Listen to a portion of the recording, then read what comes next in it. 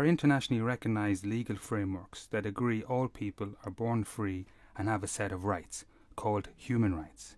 They apply regardless of ethnic origin, skin colour, sex, language, religion, sexual identity or political opinion. When Forum Seed works for these rights to be fulfilled, it is called a human rights-based approach and is based on the UN Framework for Human Rights. To fully understand the human rights-based approach, we need to look at the two parties involved. On one side we have the individual. This person is born free with a set of human rights. We call the individual a rights holder. On the other side we have the state, responsible to protect and fulfill these freedoms and human rights. It's a legal obligation that the state takes on when signing international human rights agreements. We call the state a duty bearer.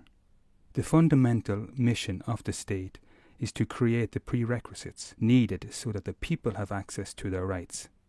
This is done by ensuring that no one is discriminated against, for example by establishing the same opportunities for boys and girls to attend school, according to human rights agreements. The duty bearer, namely the state, has an obligation to fulfill the rights of the rights holders. In return, the rights holder has a claim on the state to pursue its mission. In a democracy, one could say that the government has been hired by its citizens to meet the state's obligations. Everyone also has a personal responsibility not to discriminate or offend anyone in their surroundings.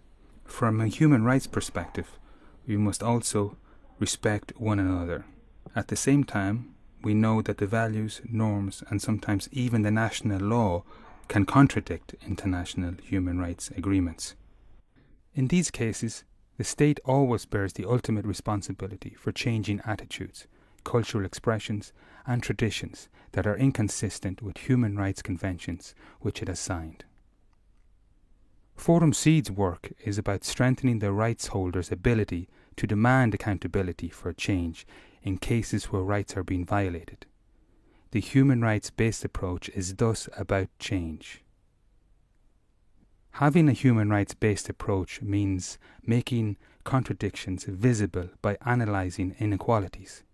We identify who has power over whom in a community or certain context to understand how and when people's freedom to decide over their lives becomes limited. Sometimes the human rights-based approach is about demanding accountability from the state, and sometimes it is about educating authorities at different levels. It is also about changing values, attitudes, and opportunities for people so that power and resources are distributed in an equal and sustainable manner. Key to this is increasing gender equality and sustainable use of natural resources.